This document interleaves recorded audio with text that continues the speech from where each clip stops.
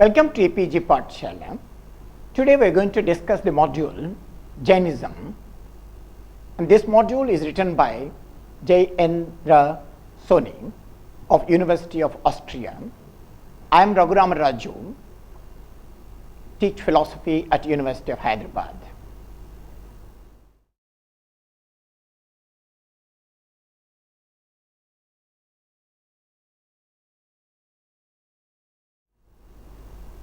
Jainism is one of the major philosophical systems from India. Often it is branded along with Buddhism as part of heterodox schools of Indian philosophy because they don't accept the authority of Vedas. Jainism is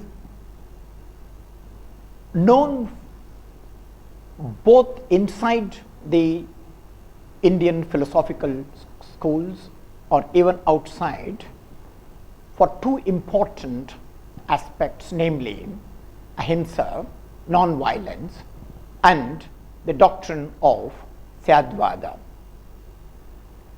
The metaphysical justification for the doctrine of ahimsa is provided by Jainism.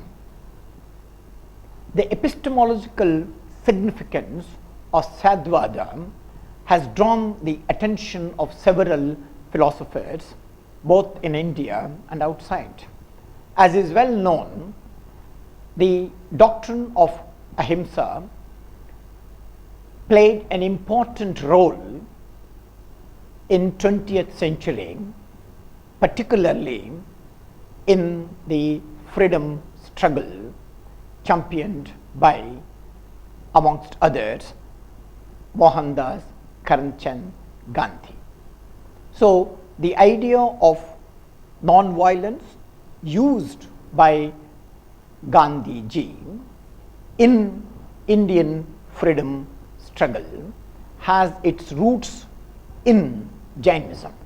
So there is a important aspect of Jainism that influenced Gandhi. Interestingly, K. Sachidanandamurthy, another philosopher from India, in his book Philosophy in India, points out that the Jainism doctrine of Syadvada made people not to consider Jainism as another philosophical school, but a meta-philosophical school that brought under its umbrella varied philosophical schools, several philosophical schools that were present within India.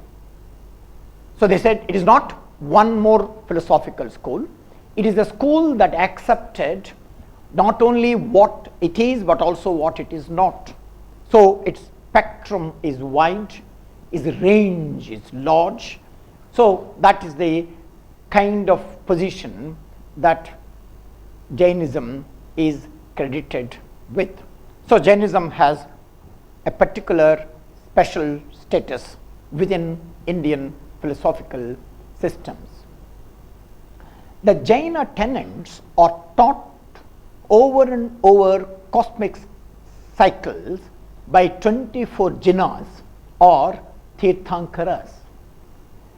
Jainism's main thrust is to help people to cross the ocean of rebirth, samsara, and lead them to mukti.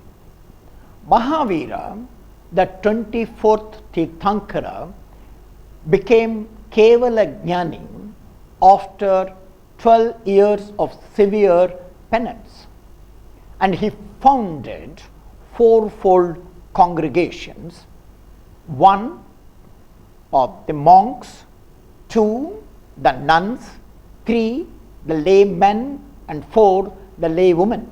What is important to note in this context is that already there is a tendency to treat women along with man in these religious sects. So there is both monks and there are nuns, and there are laymen and laywomen, and these classifications comes straight from Mahavira. There are two major sects in Jainism. There are Svetambaras, the white clad, and they are commented by Haribhadra. Haribhadra incidentally is famous for his book Saddarshana Samuschaya.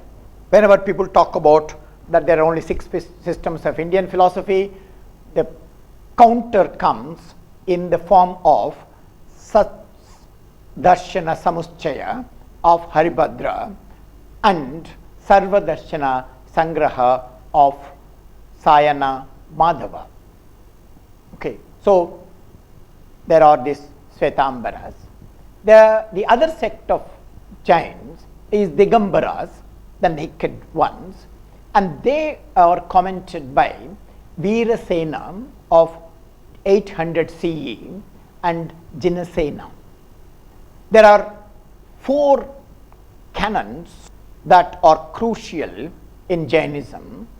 One is laying down the monastic laws. Jainas are famous for coming up with a very systematic and a comprehensive rules and regulations of how to organize a monastery, how to organize the ascetic life of the monks. The second important canon of Jains is the examination of false views. That is, that it pays enough attention, it emphasizes on identifying what are the false views and how does one detect what is a false view. So this is a very important function or aspect of Jainism, that is identifying and examining the false views.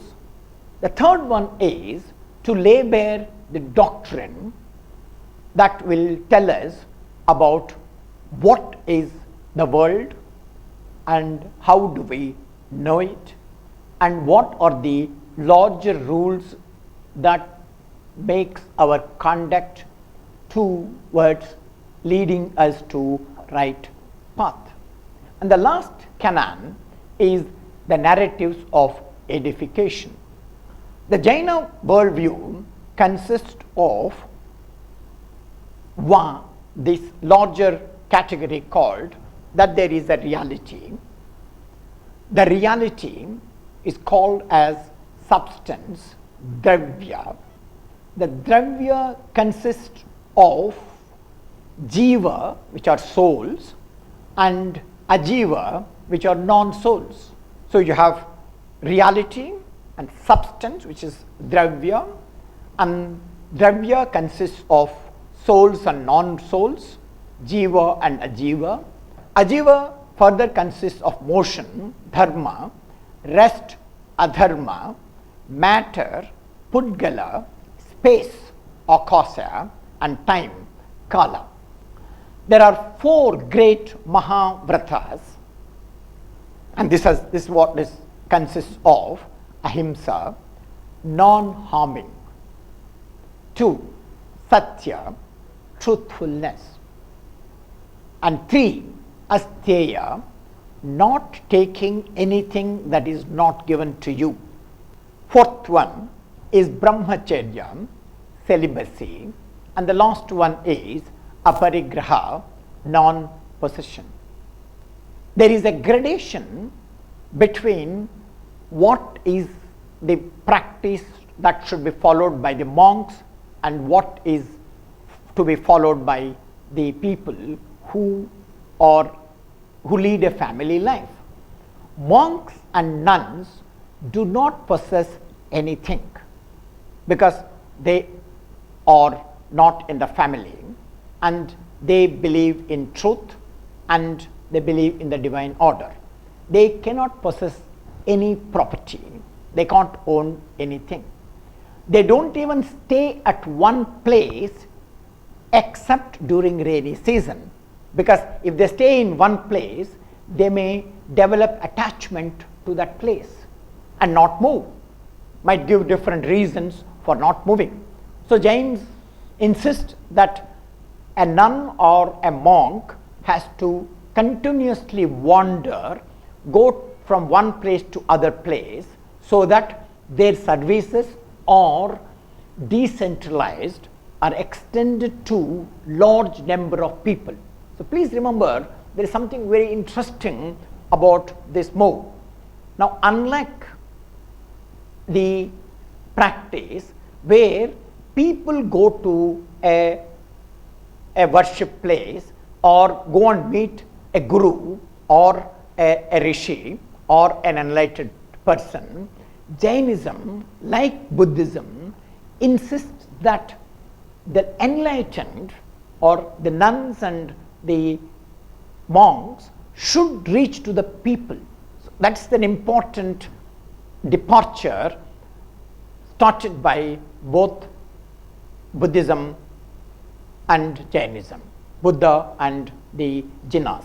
So what is interesting is that the enlightened ones is not visited by the people, they go and meet people, and in order to see that they meet number of people, maximum number of people, they made sure by making the structural condition, namely no monk or no nun can stay at one place for more than a day, except during rainy season. If it is raining, then obviously they should not be put into inconvenience and forced to move from one place to other place.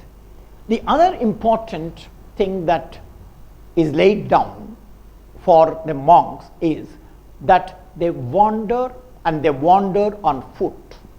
They don't take any travel comforts of going by other modes of transport. They have to wander.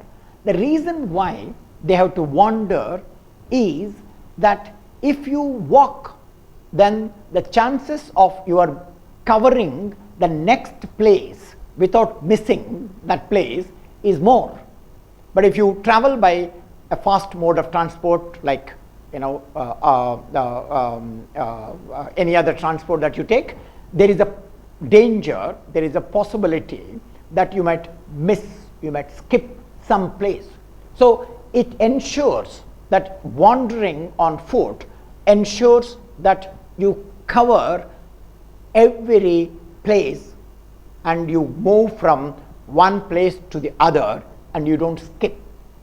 This is a remarkable achievement or a quality or an aspect that surrounds Jainism, and it has a serious implications towards a very non-technical idea of democratization of spirituality, democratization of spiritualism.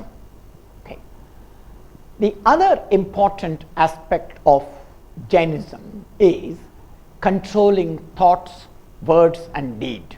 Three important things. They don't make a distinction between the thinking realm or the realm of ideas and the action realm. They find that there is a close relation between our thoughts and our action.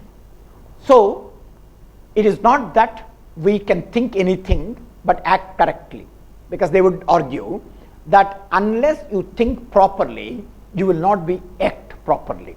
So for you to act properly, you have to qualify, you must meet other two important things, that is, you should speak properly and you should think properly.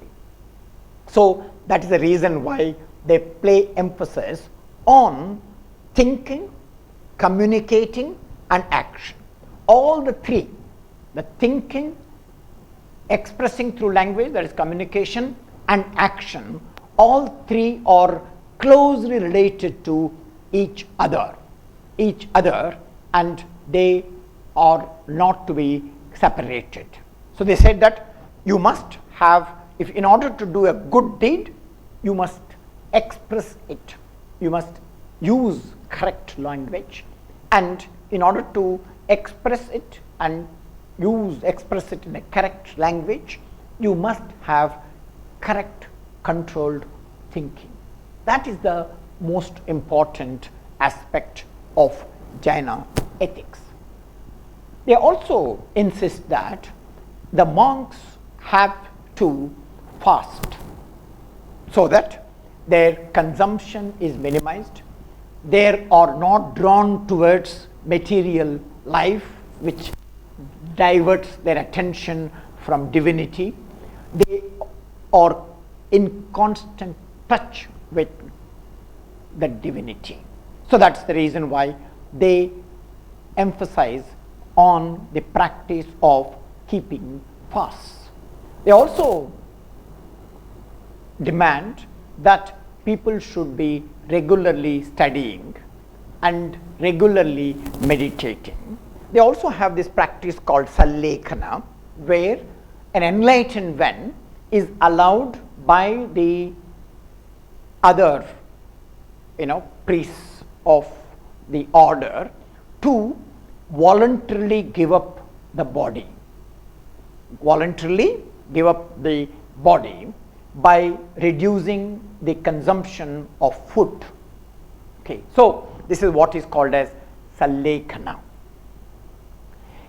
Now, having identified the strict rules for monks and nuns, the Jainas also come up with a different package, slightly different package, not completely different package, for the people who have family. All Jains are not nuns and monks.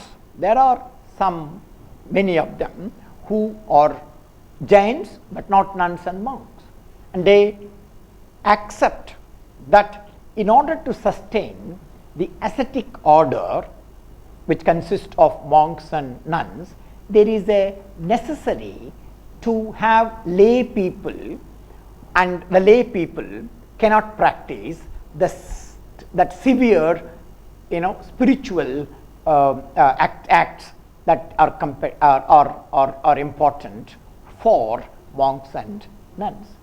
These lay people follow asceticism in a lesser degree. So there is a degree of difference. There is a degree of difference of following asceticism by the ascetics who are monks and nuns and the lay people. And the larger corpus of this following that encompasses the lay Jains consist of the following things. They should not harm anybody. So non-harming, which is the principle of ahimsa, is compulsory even for the lay Jains. They are to follow strict vegetarian diet. Their vegetarian consists of some special things, like they should not eat roots, because roots have to be plucked from the soil, and that soil will have several insects, and those insects will be displaced and killed. So they do not allow people to eat even the vegetarian food consisting of roots.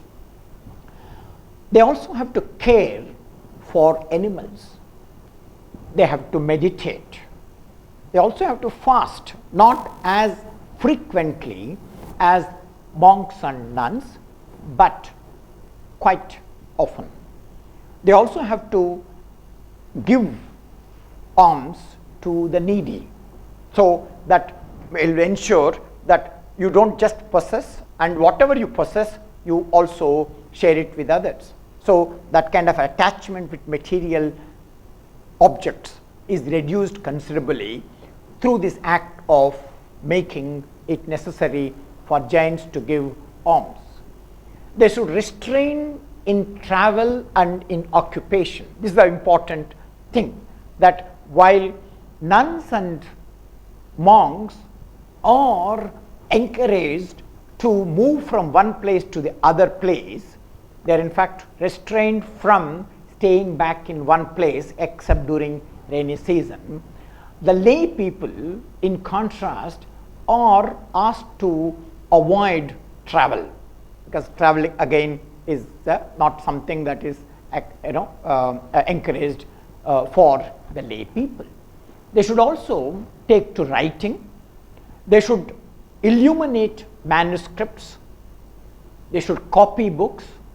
They should build temples and sculptures and statues, so that they propagate the ideals of Jaina doctrine.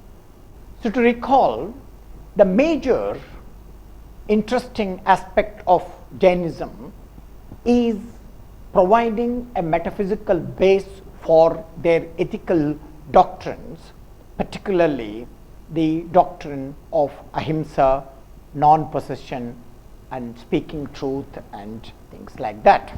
So, what is important to remember is that the idea of ahimsa, that is central to Jainism, has its relevance in the 20th century, where people like Mahatma Gandhi used it in the freedom struggle. So, that is why Jainism is not only a philosophical doctrine that that is a profoundly systematic and rigorous. It also has its ethical implications, ethical relevance, not only within Jainism but also outside Jainism. And that is not a small thing, because Gandhi, who used the idea of ahimsa, has made it available for a political program, and he used it to change the nature of politics, which is not a small achievement. And the context of bringing ahimsa into the political arena was also important, because that was a time that had witnessed 2 world wars, and many people thought that violence is inevitable in politics. Against this background of 2 world wars and then lot of communal conflicts within India, Gandhi brings on to the center table of Indian freedom struggle the ideals of ahimsa. So, Jainism in that sense has its impact in an extended way. Thank you.